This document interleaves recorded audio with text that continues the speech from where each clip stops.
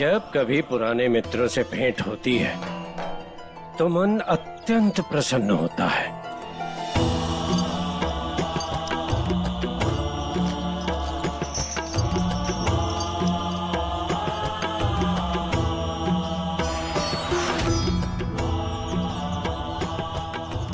और आज वर्षों पश्चात तुम्हें देखकर मन अत्यंत प्रसन्न हो रहा है।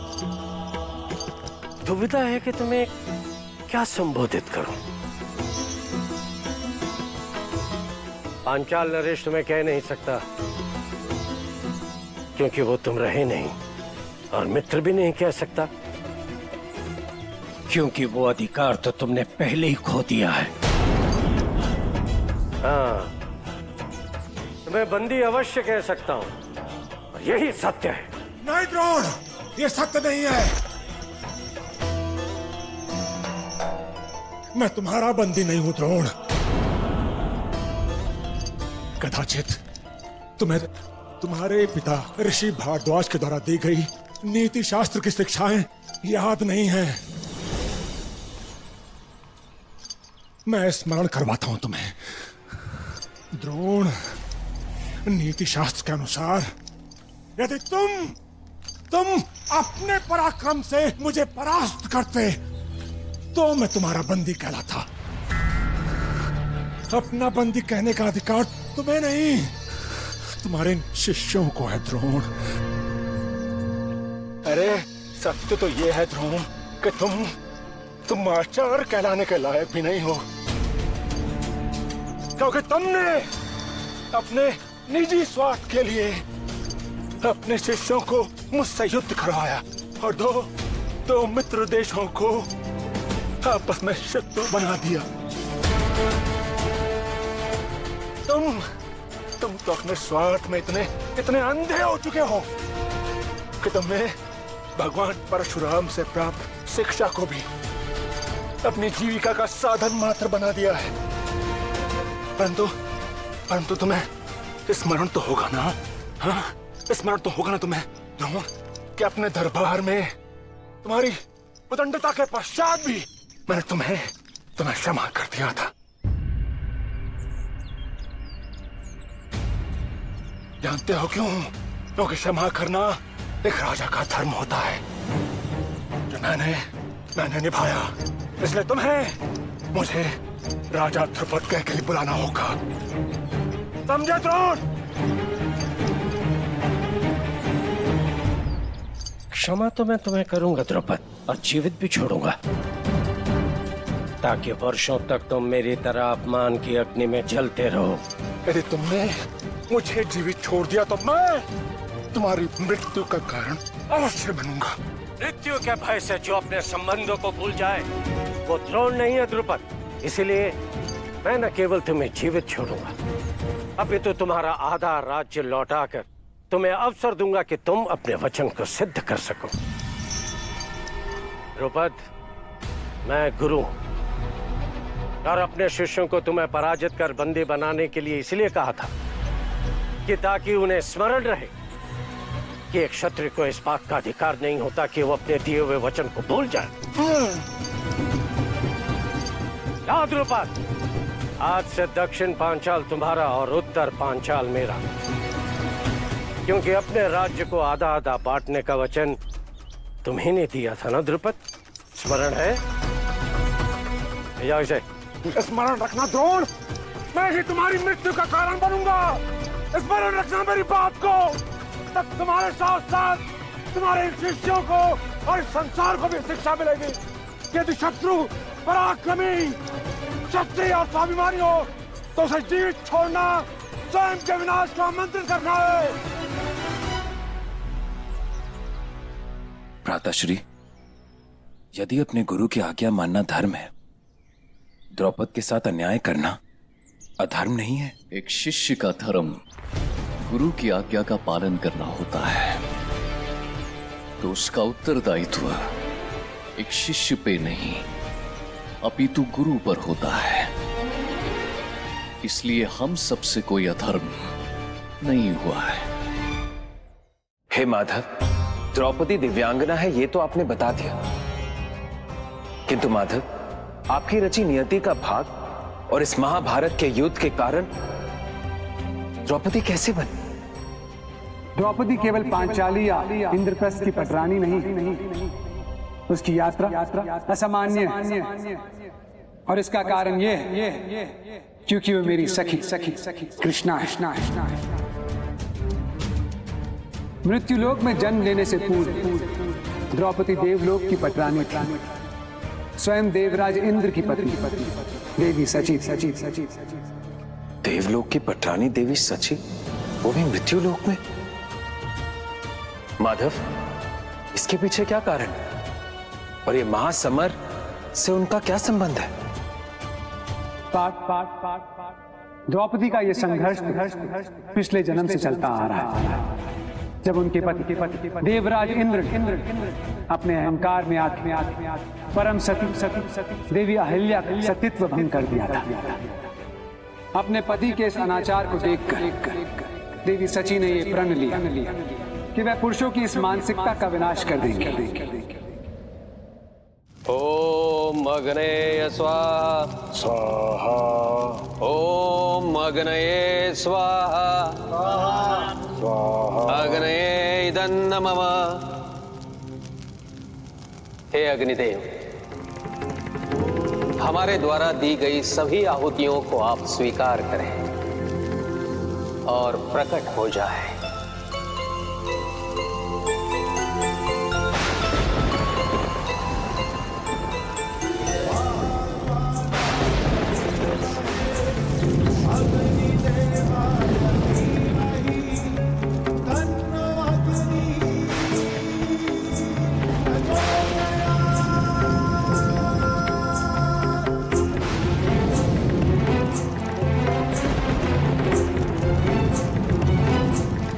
पांचाल नरेश द्रुपद, मैं अग्निदेव आपकी विधि पूर्वक दी गई आहुति को स्वीकार करते हुए आपको एक तेजस्वी पुत्र का वरदान देता हूँ।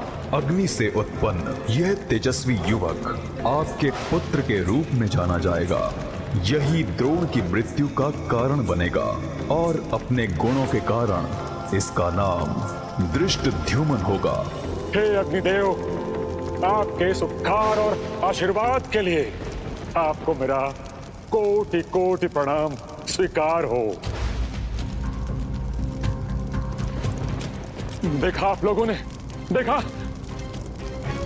स्वयं अग्निदेव ने मुझे ऐसे पुत्र का वरदान दिया है जो उस दुष्ट द्रोण, जिसने मेरा ही नहीं अपितु समस्त पांचाल का अपमान किया है, उससे मेरे अपमान का प्रतिशोध लेगा और उस दुष्ट की मृत्यु का कारण भी बनेगा। बोलो द्रुपद पुत्र युवराज धृष्टद्युम्न की, युवराज धृष्टद्युम्न की।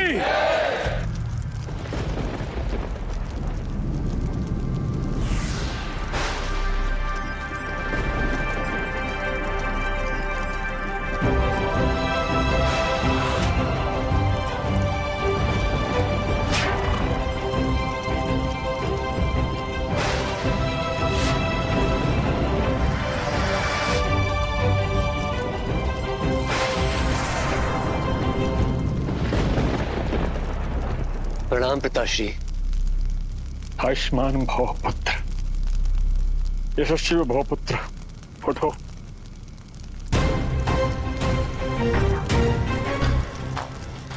मैं तुम्हारा पिता पांचाल नरेश द्रुपद तुम्हारा स्वागत करता हूं।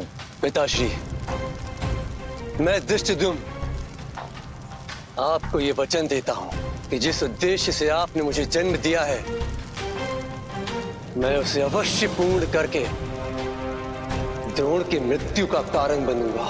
विजयी भव पुत्र। युवराज धृष्टद्युम्न की, युवराज धृष्टद्युम्न की, युवराज धृष्टद्युम्न की। ऋषिवर, आज आपकी कृपा से मेरा यज्ञ करने का उद्देश्य सफल हुआ है। अब आप दक्षिणा में जो भी मांगेंगे मैं आपको अवश्य दूंगा।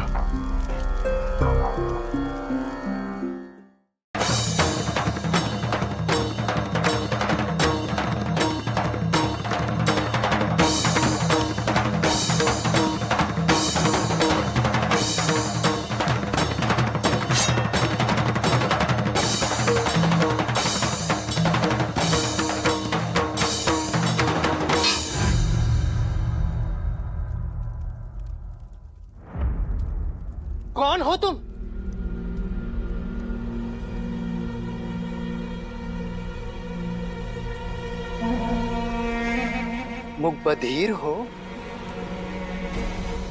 अथवा भाषा का ज्ञान नहीं है। हमने पूछा कौन हो तुम? मैं वो। चलो इतना तो ज्ञात हुआ कि तुम मुकबधीर नहीं हो।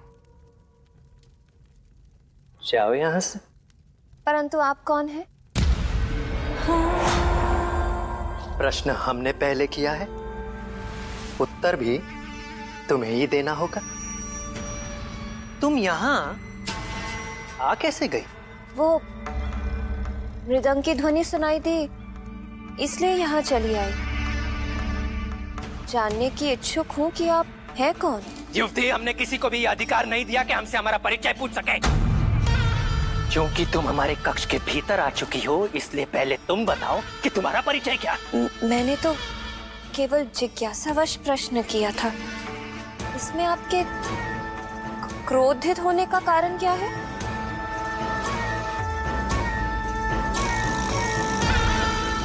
यदि तुम मेरे प्रश्न का उत्तर नहीं देना चाहते तो चली जाओ यहाँ से। जाओ! मेरे साथ ऐसा व्यवहार कैसे कर सकते हो? मैं महाराजा द्रुपद की पुत्री हूँ। क्या तुम महाराज द्रुपद की पुत्री हो?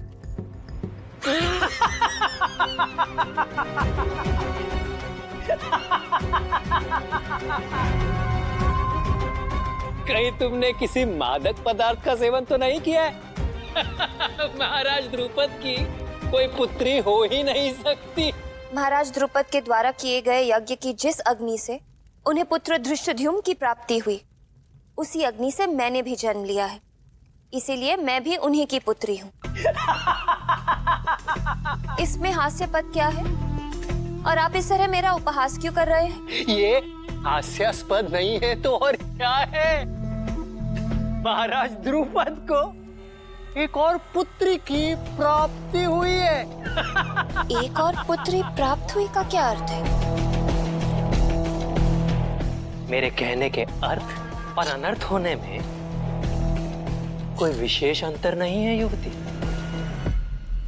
सीधे सीधे शब्दों में मुझे तुमसे सहानुभूति है।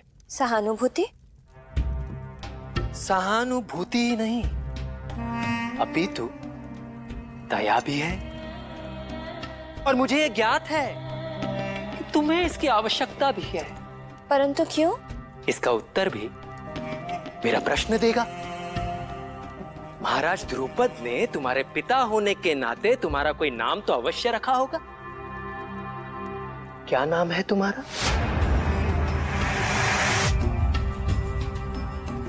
किसी भी व्यक्ति के नाम से यह ज्ञात होता है कि उसके माता पिता उसे किस रूप में देखते हैं, अथवा उससे उनकी अपेक्षाएं क्या है। किसी व्यक्ति के नाम से ही उसके माता पिता का स्नेह प्रदर्शित होता है। जैसे मेरा नाम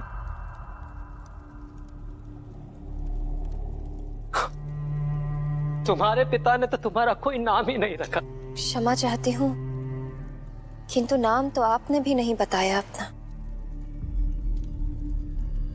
कहीं ऐसा तो नहीं कि मेरी तरह आपका भी कोई परिचय नहीं? हमारा परिचय है युवती। हम वो हैं जो इस संसार के सभी स्त्रियों और पुरुषों से समान रूप से घृणा करते हैं।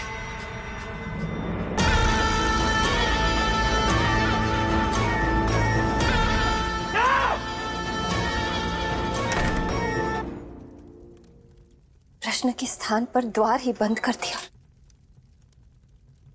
कुछ विचित्र अवश्य है।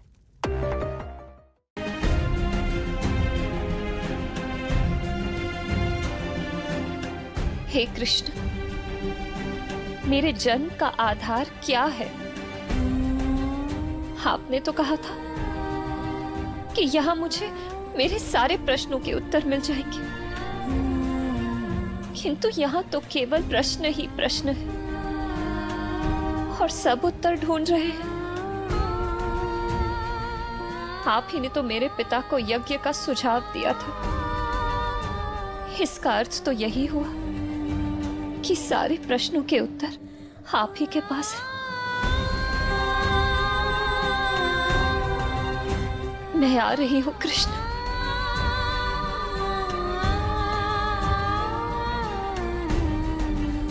बहन,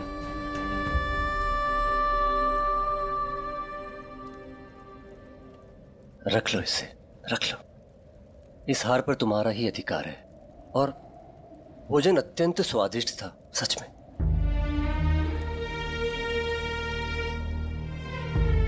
संभवतः अधिकार शब्द मेरे लिए है ही नहीं भ्राताश्री, इसलिए मैं इसका क्या करूंगी? अधिकार वही श्रेष्ठ होता है जिसे अपने प्रयासों से अर्जित किया जाए, और आज इसे तुमने अर्जित किया है बहन। ये तुम्हारा ही है, तुम्हारा ही है, रख लो। ठीक है भ्राताश्री, किंतु मैं इसे तब धारण करूंगी जब पिताश्री स्वयं मुझे अपनी पुत्री के रूप में स्वीकार कर मुझे इसे अपने हाथों से पहनाएंगे।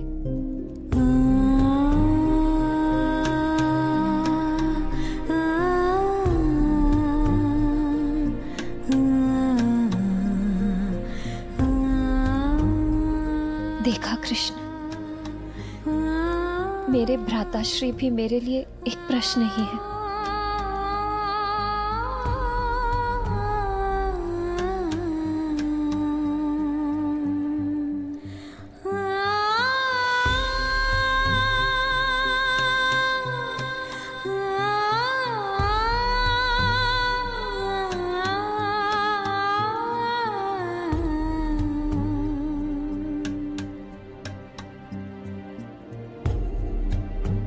हमारा परिचय है युवती। हम वो हैं जो इस संसार के सभी स्त्रियों और पुरुषों से समान रूप से घृणा करते हैं। ये एक माँ की विवशता और कायरता का उदाहरण है जिसे मैंने स्वयं जन्म दिया। मैं उसे उसके अधिकार ही नहीं दिला पाई। स्त्री नहीं है वो मेरी महारानी। कह दीजिए इससे कि मेरे पुत्र के कहने के कारण मैंने इसे इस महल में आश्रय दिया है। ये मेरी दयालुता है महारानी, इसे ये अपने पुत्री होने का अधिकार न समझ बैठी।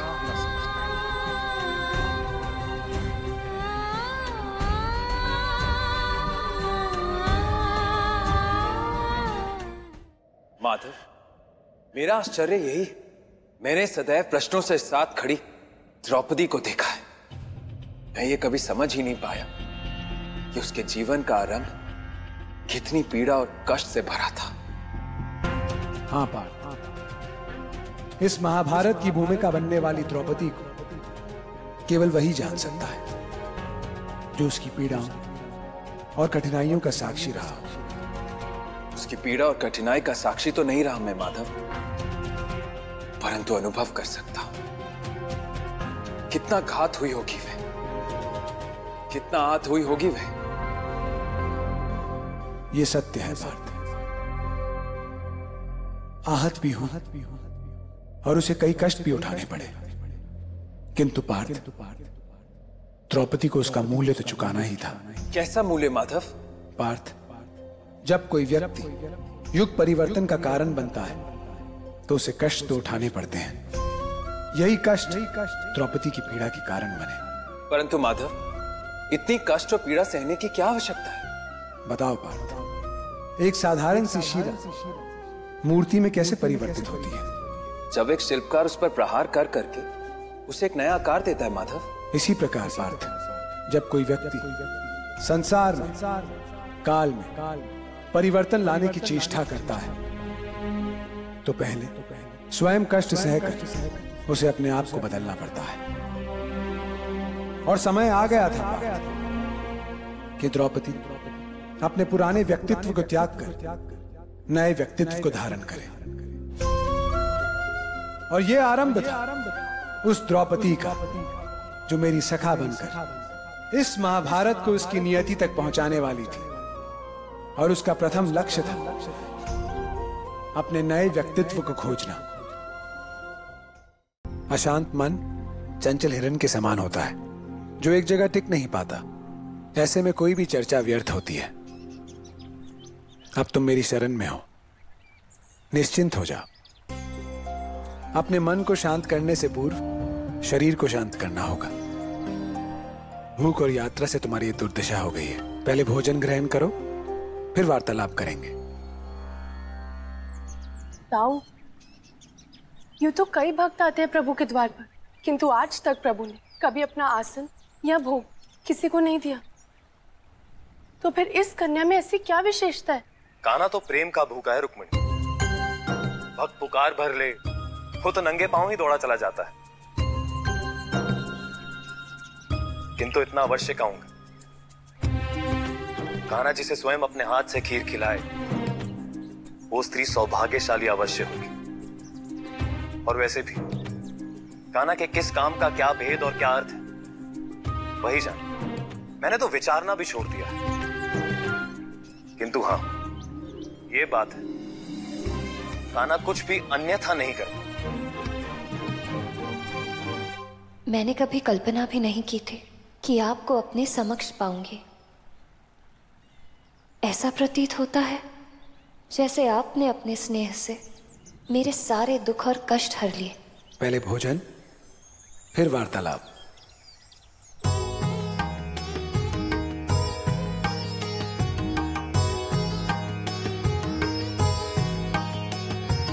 दूर से आई द्रौपदी मन में ओढ़े लाज, गिरधर से प्रथम मिलन है आज।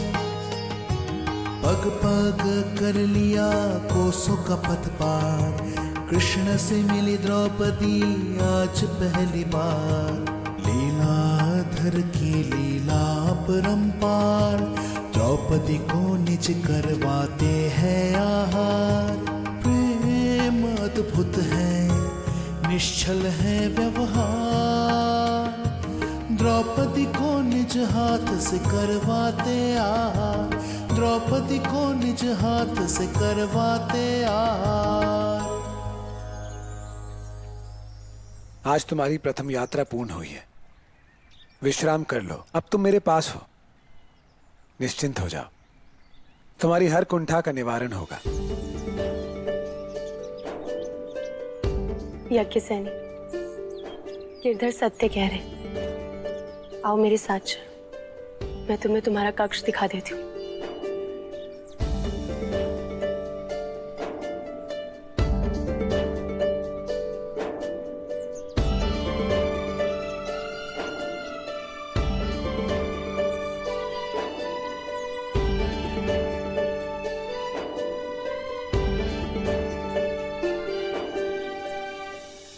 कान्हा कौन थी ये कन्या? आप स्वयं बताइए दाऊ। देखने में तो कोई साधारण और दुखियारी स्त्री प्रतीत होती है। दाऊ, इस युग में तो क्या, आने वाले युगों में इससे असाधारण स्त्री हो ही नहीं सकती। ये यज्ञसेनी है दाऊ, महाराज द्रुपद की पुत्री, और ये यहाँ धर्म की स्थापना के लिए आई। क्या कहा कान्हा? ये यज्ञसेनी है और यहाँ धर्म की स्थापना के लिए आई? द्रौपद तो स्वयं महाधर्मी है, तो उसकी पुत्री कब से धर्म की स्थापना करने लगी? क्या पहेली बुझा रहे हो कान्हा? संसार का यही नियम है दाऊ, अंधकार की कोख से प्रकाश का जन्म होता है। उसी प्रकार अधर्मियों के बीच धर्म उपजता है। आप ये समझ लीजिए दाऊ, इस युग में ये यज्ञसेनी ही मेरी अस्त्र है और मेरी शस्त्र भी।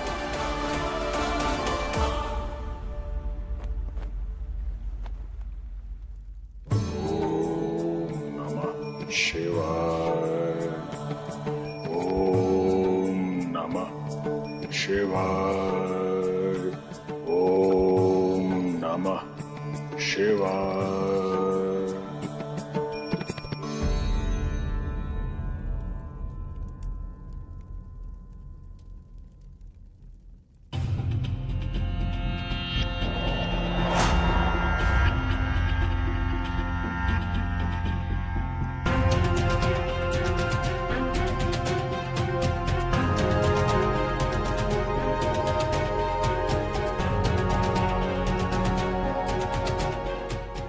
रानी, शस्त्र लेकर यहां आने का अर्थ?